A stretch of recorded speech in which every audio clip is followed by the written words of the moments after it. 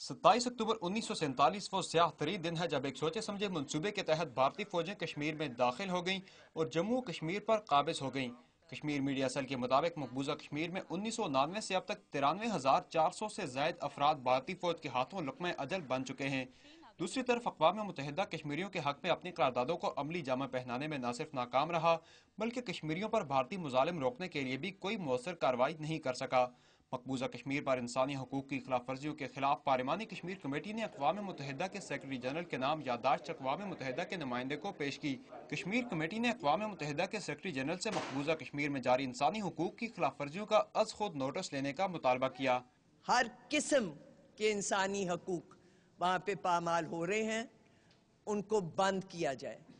Number 2, उनको उनकी जो फौज हिंदुस्तान की उन पे मुसल्लत है वो वहाँ से निकले। नंबर 3, काले कानून वहाँ पे ख़त्म किए जाए।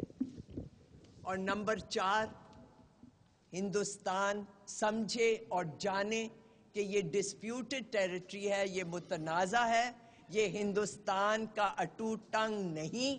कश्मीर कमेटी ने मसला कश्मीर के हल के सिलसिले में अक़वाम मुत्तहिदा के किरदार को तनकीद का निशाना बनाया। 60 बरसों से हिंदुस्तान जिस हर धर्मी के साथ कश्मीर के मसले पे काम ले रहे हैं वो इसलिए ले रहे हैं कि यूनाइटेड नेशंस की तरफ से खामोशी रही है और ये जो खामोशी है इसको ख़त्म होना चाहिए।